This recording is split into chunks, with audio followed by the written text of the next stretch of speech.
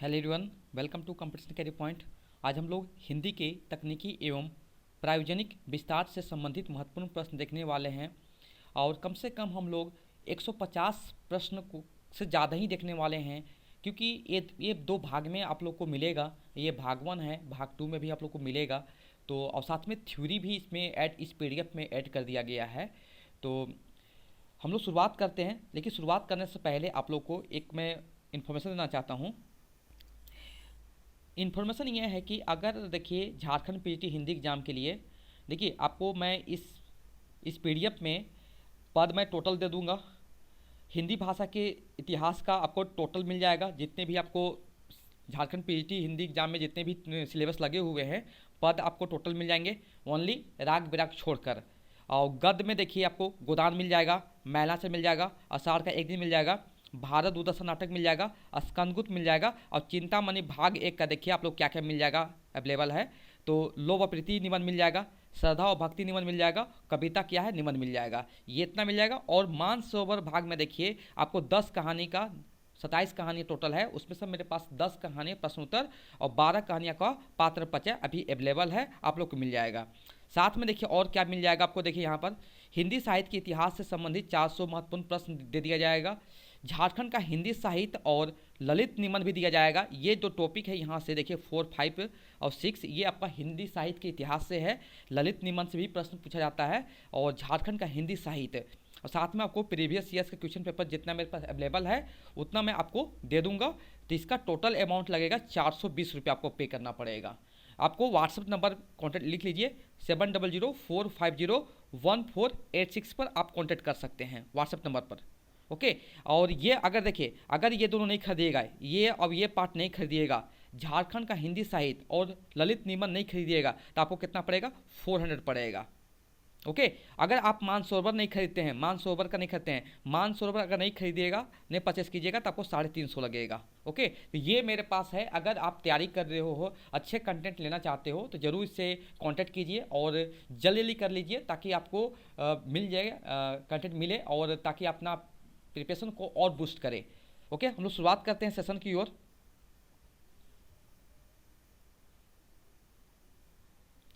First number है किसी विषय के क्षेत्रों में प्रयुक्त होने वाली भाषा क्या कहलाती है, तो प्रयोजन मूलक कहलाती है। 2 नंबर है सभी लिखित भाषाओं के विश्वव्यापी कोड है, क्या है बताओ, यूनिकोड है। 3 नंबर है यूनिकोड उपयोग करने वाली कंपनियां हैं जैसे Microsoft, IBM, Linux, Oracle. 4 number coding पद्धति कैसी है, तो फोन युक्त, प्लेटफॉर्म युक्त तथा ब्राउजर युक्त। 5 नंबर है यूनिकोड का हिंदी में प्रयोग, जैसे में देखिए संजाल यानी वेबसाइट, चिट्ठे यानी ब्लॉग्स, विपत्र ईमेल और गपशप चैट और खोज वेब सर्च और सरल मोबाइल संदेश SMS short message service. 6 number देखेंगे कंप्यूटर पर हिंदी की सामग्री उपलब्ध कराने में यूनिकोड की महत्वपूर्ण भूमिका रही है। ये भी ऑप्शन मिला सकता है यूनिकोड की महत्वपूर्ण भूमिका। 7 नंबर है यूनिकोड के महत्व को समझकर भारत सरकार ने कुछ विभाग हिंदी के समाचार पत्र तथा कुछ हिंदी पोर्टलों ने अपनी वेबसाइट के लिए यूनिकोड का आरंभ कर दिया गया है, यूनिकोड का प्रयोग आरंभ कर दिया गया है। 8 नंबर देखेंगे भाषा में संगत सामग्री का निर्माण होता है आधुनिकीकरण से। 9 नंबर कंप्यूटर पर हिंदी सामग्री उपलब्ध कराने में यूनिकोड की भूमिका होती है। 10 नंबर है इंटरनेट ईमेल किस युग के साधन है, तो प्रौद्योगिकी युग के साधन है। 11 नंबर है वैज्ञानिक तथा तकनीकी शब्दावली आयोग किसके अधीन होता है, तो मानव संसाधन विकास मंत्रालय के शिक्षा विभाग। 12 नंबर भाषा के इस्तेमाल के लिए योजना किस भाषा का आयाम है, तो प्रयोजन मूलक। 13 नंबर है सिनेमा, रेडियो, पत्र पत्रिकाएं किस स्तर पर हिंदी के सहायक हैं, तो हो जाएगा आंसर मानकीकरण में। 14 नंबर है यूनेस्को के सर्वेक्षण के अनुसार इंटरनेट पर उपलब्ध सूचनाओं का प्रतिशत है कितना, 82%, ये अंग्रेजी और रोमन में। 15 नंबर है भाषा के मानकीकरण में महत्व है व्याकरण का। 16 नंबर है भाषा के यांत्रिकरण की शुरुआत किससे होती है? टाइपराइटर से होती है। 17 नंबर है कार्यालय हिंदी भाषा के कितने रूप हैं? 2 रूप हैं। 18 नंबर संविधान में राजभाषा के अनेक प्रयोजनों में से एक प्रयोजन कौन सा है? तो प्रशासकीय। 19 नंबर है ऑफिशियल शब्द का एक अन्य अर्थ कौन सा है? तो राजकीय हो जाएगा आंसर। क्या हो जाएगा? राजकीय। प्रौद्योगिकी के युग में मनुष्य के लिए कौन सा साधन उपयोगी है? ईमेल। 21 नंबर आधुनिक जीवन के कई क्षेत्रों में के माध्यम से संप्रेषण होता है भाषा। बाजार की भाषा कौन सी है? तो हो जाएगा प्रयोजन मूलक को। 23 नंबर है एक ही विभाग में कार्य करने वाले कर्मचारी या अधिकारी टिप्पणी लिखते हैं तो उसे क्या कहते हैं? आंतरिक टिप्पणी बोलते हैं। 24 नंबर है विषय वस्तु के आधार पर कौन से टिप्पणी के अंतर्गत नियमों, उपनियमों और तर्कों का सहारा लिया जाता है? परिपूर्ण या संपूर्ण। 25 नंबर है जनसंचार की दृष्टि से मानव सभ्यता की एक बड़ी उपलब्धि क्या है? भाषा। 26 नंबर है जनसंचार के माध्यम से समाज की बड़ी बड़ी उपलब्धियां निर्माण और सृजन किसके बल पर हुई है? भाषा। 27 नंबर है मीडिया से संबंध व्यक्ति के लिए किससे परिचित रहना आवश्यक है? भाषा। 28 नंबर है किस क्षेत्र में प्रयोजन मूलक सामग्री और प्रशिक्षण से सहायता मिलती है? भाषा विज्ञान। 29 नंबर गैर सरकारी स्तर पर भारत के किस क्षेत्र में सिनेमा ने विशेषकर हिंदी का प्रचार प्रसार किया है? दक्षिण। 30 नंबर है हिंदी को सरकारी हिंदी की संज्ञा दे सकते हैं? कार्यालय हिंदी। 31 नंबर है कार्यालय हिंदी के कितने प्रमुख कार्य हैं? कितने हैं? 6 प्रमुख कार्य हैं। 32 नंबर किसी भी सरकारी या गैर सरकारी कार्यालयों या संस्थानों में किसी विषय से संबंधित पत्र को अंतिम रूप देने से पहले उसका एक लिखित आलेख तैयार किया जाता है। उस लिखित आलेख को क्या कहते हैं? प्रारूपण कहते हैं। क्या कहते हैं? प्रारूपण कहते हैं उसको। 33 नंबर है जीवन में यंत्रों के प्रयोग के साथ क्या जुड़ी हुई है? तो प्रौद्योगिकी जुड़ी हुई है। 34 नंबर आज के मनुष्य किस क्षेत्र से जुड़े हुए हैं? तो कंप्यूटर क्षेत्र से जुड़े हुए हैं। 35 नंबर है 19वीं शताब्दी के आसपास दूरसंचार के लिए कौन सी मशीन का आविष्कार हुआ है? तो हो जाएगा टेलेक्स मशीन का। 36 नंबर भाषा के पाठ को कंप्यूटर पर शोध करने और संपादित करने की सुविधा कौन प्रदान करता है? तो कक्षीय मुद्रण। 37 नंबर प्रौद्योगिकी के क्षेत्र में लोगों का संदेश किसके माध्यम से भेजते हैं? ईमेल। 38 नंबर है किसी सरकारी कार्यालय, संस्थान अथवा संगठन में पत्र लेखन से पूर्व उनका प्रारूप अथवा ढांचा तैयार करने का प्रक्रिया को क्या कहते हैं? प्रारूप लेखन बोलते हैं उसको।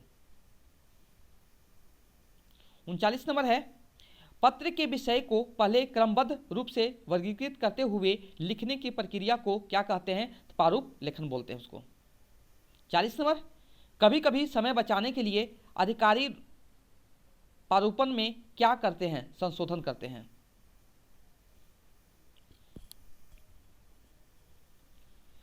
नेक्स्ट प्रश्न देखेंगे आमतौर पर पत्र कितने प्रकार के होते हैं? 2 होता है आंसर। 85 नंबर नेक्स्ट प्रश्न जो है निम्नलिखित में से विस्तार या नजदीकी को लिखे जाने वाली पत्र कौन सी है? तो अनौपचारिक पत्र हो जाएगा। किसी पत्र को व्यक्तिगत पत्र कहा गया है? अनौपचारिक।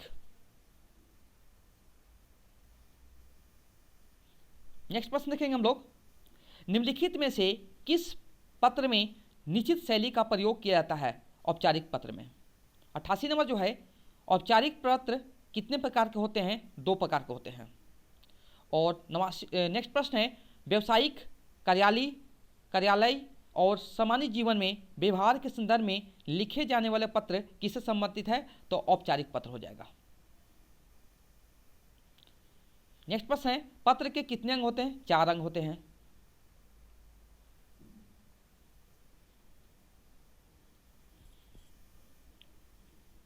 नेक्स्ट प्रश्न है कि किस पत्र के बाईं ओर ऊपर कोने में पत्र लेखक का पता लिखा जाता है और उसके नीचे तिथि दी जाती है अनौपचारिक पत्र में। नेक्स्ट प्रश्न है, किस प्रकार के पत्रों में संबोधन से पहले पत्र का विषय लिखा जाता है? औपचारिक पत्र।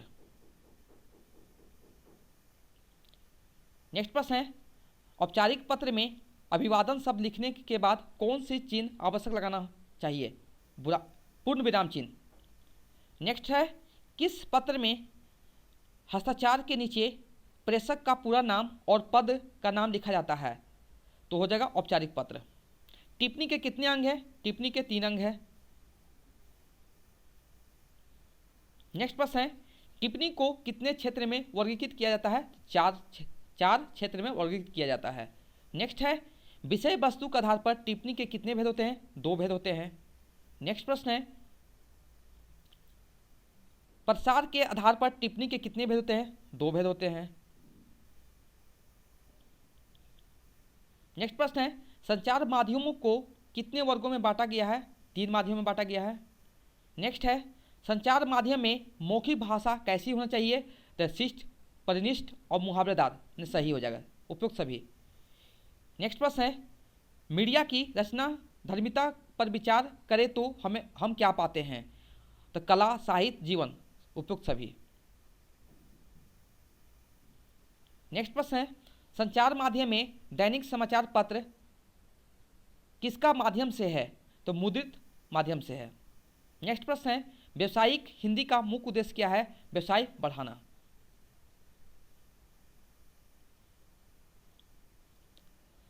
व्यावसायिक क्षेत्र में भाषा शैली कैसी होनी चाहिए? नम्रतापूर्ण। 105 नंबर, निम्नलिखित में से व्यावसायिक हिंदी की क्या विशेषता है? संक्षिप्तता, माने शॉर्ट में। व्यावसायिक क्षेत्र में पत्र कैसी होना चाहिए? क्रमबद्धता होना चाहिए। नेक्स्ट है, प्रसारण के आधार पर प्रतिवेदन कितने प्रकार के होते हैं? 2 प्रकार के होते हैं। अंग्रेजी में प्रारूपण को ड्राफ्टिंग कहा जाता है, तो उर्दू में इसे क्या कहते हैं? मसौदा कहते हैं। नेक्स्ट प्रश्न है, प्रयोजन मूलक हिंदी कितने प्रकार के होते हैं? 3 प्रकार के होते हैं। नेक्स्ट प्रश्न है, किसके कारण हिंदी के शब्द उत्पत्ति में कई गुण आ गया है और उसमें एकरूपता भी आई है शब्दकोश में? नेक्स्ट प्रश्न है, ऐसा लिखित विवरण है जिसमें तथ्यात्मकता पर आधारित किसी घटना, संस्था, विभाग आदि को प्रस्तुत करते हैं, वह कहलाता है प्रतिवेदन, यानी रिपोर्ट। रिपोर्ट की क्या विशेषताएं हैं? इसकी विशेषता है अर्थग्रहण। नेक्स्ट प्रश्न है, रिपोर्ट में क्या प्रयोग नहीं होता है? तो प्रथम पुरुष का प्रयोग नहीं होता, जैसे में मैं और हम, ये कभी भी यूज नहीं, रिपोर्ट में या प्रतिवेदन में नहीं यूज होता है। निम्नलिखित कथनों पर विचार करें। कथन अ है, कथन 1 है, रिपोर्ट तथ्यों पर आधारित होना चाहिए। कथन 2, रिपोर्ट संक्षिप्त होना चाहिए। दोनों सही है, ऑप्शन सी सही हो जाएगा।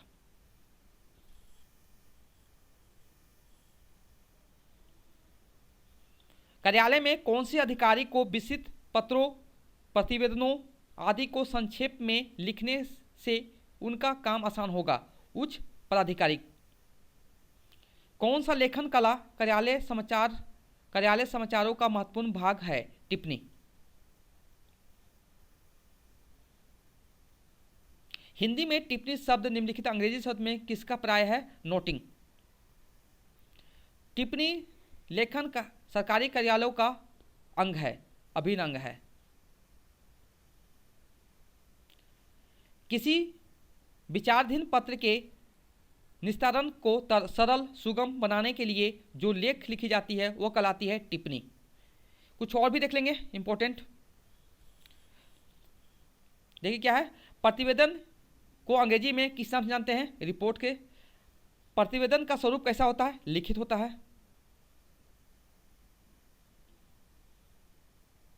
भूत तथा वर्तमान को विशेष घटना प्रसंग या विशेष विषय के प्रमुख कार्यों के क्रमबद्धता विवरण को क्या कहते हैं, प्रतिवेदन बोलते हैं।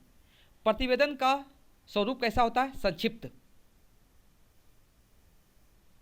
5 नंबर है, एक अच्छे प्रतिवेदन की विशेषता है स्पष्टता, क्लियर होना चाहिए। प्रतिवेदन की मुख्य विशेषता निम्नलिखित में से कौन सी है, सरल भाषा। प्रतिवेदन बातों का विवरण होती है, सच्ची बातों का विवरण होता है। प्रतिवेदन की भाषा कैसी होती है, सरल भाषा होती है।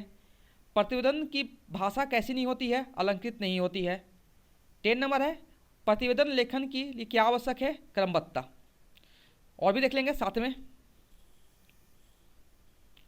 आलेख का रूप होता है, आलेख क्या होता है, निबंध का रूप होता है। आलेख में लेखक द्वारा अपने विचार को व्यक्त करते हैं।